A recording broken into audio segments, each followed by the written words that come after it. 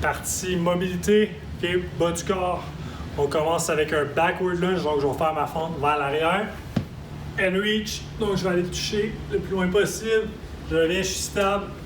Backward lunge, and reach, je vais sentir un bel étirement toute la chaîne antérieure. Okay. Prenez votre temps bien le faire. Je vais prendre quelques secondes dans le bas.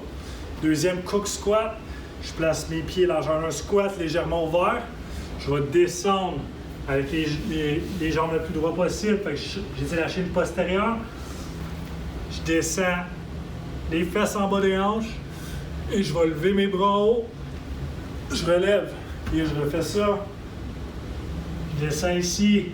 Quelques secondes, j'étire chaîne postérieure. Je descends les fesses en bas des hanches. Je lève les bras haut. Et je relève. Très difficile comme exercice. Ça prend beaucoup de mobilité des hanches et thoracique. Prenez votre temps à bien le faire. Puis essayez de garder les talons dans le sol.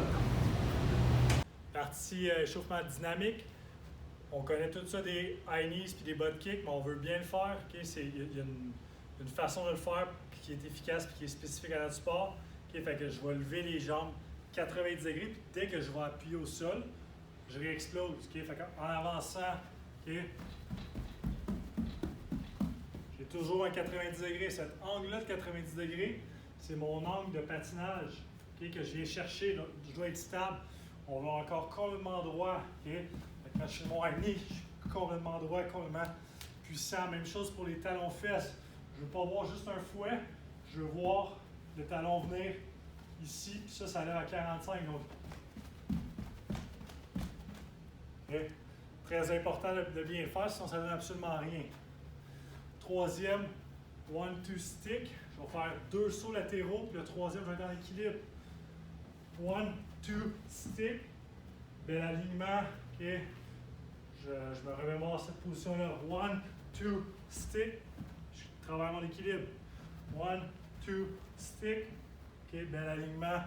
On prend le temps, si on le fait rapidement, on ne pourra pas faire une belle partie en équilibre. On finit avec des short sprints.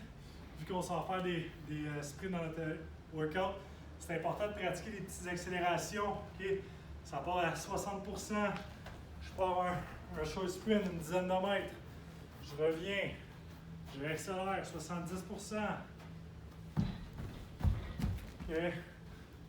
Je reviens, ainsi de suite, jusqu'à 100%. Et puis là, je suis prêt à faire mon entraînement de vitesse. La journée 5, on veut commencer avec de la vitesse pure. Donc, c'est important d'être vraiment explosif dans ce qu'on fait. Aller chercher plus de vitesse. On peut même se chronométrer sur des distances pour essayer de se challenger. Puis on prend le repos en conséquence. Même si on est capable de repartir après, on ne sera pas aussi rapide. Fait qu'il faut vraiment prendre les repos que j'ai demandé. La première partie, c'est des sprints en longueur. Je vais se dessiner une croix. Fait que je vais faire la croix au début. Puis exploser. Qui est mon sprint de 15 mètres. C'est un petit peu plus long que ça. Là, j'étais à l'intérieur.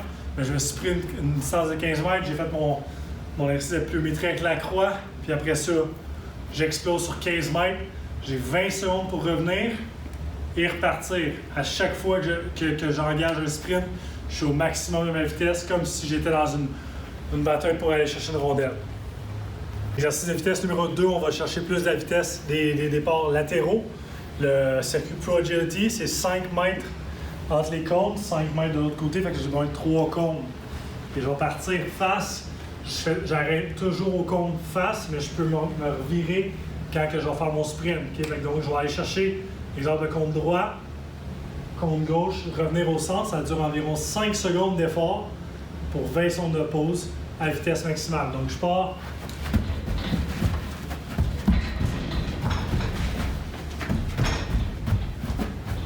Mon effort est fini, j'attends 20 secondes et je repars de l'autre côté et on peut se chronométrer encore, se challenger les vitesses.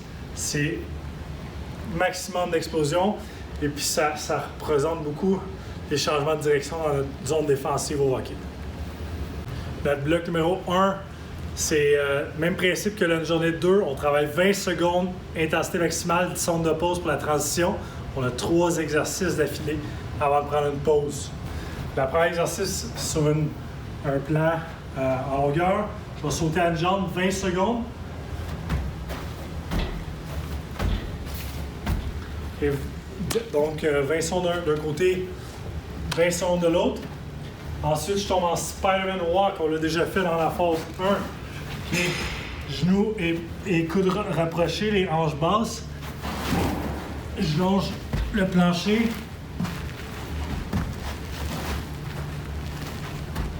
20 secondes de temps. Unstable push-up avec un hockey. Je vais me prendre une surface qui est un petit peu surélevée. Ça peut être un coussin, ça peut être une brique, ça peut être un ballon qui est stable. Avec mon hockey, je vais faire les unstable push-ups pendant 20 secondes.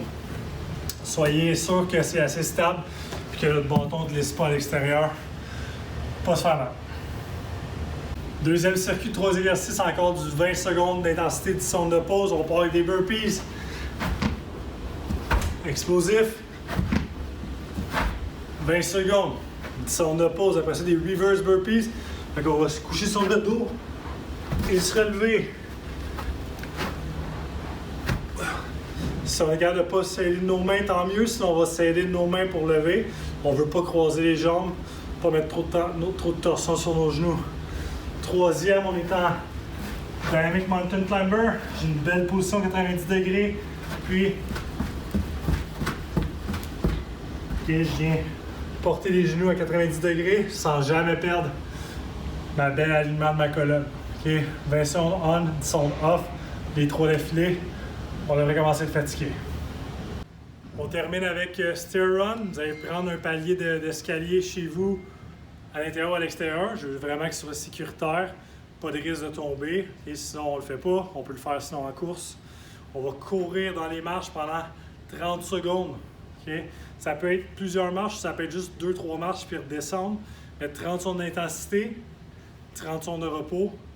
Puis on fait ça 5 fois, une bonne pause. On répète le bloc. Okay? Fait qu'on veut aller chercher une intensité de 30 secondes avec une concentration dans les marches. Okay? Soyez sûr que ce soit sécuritaire. Sinon, on va le faire en course en longueur.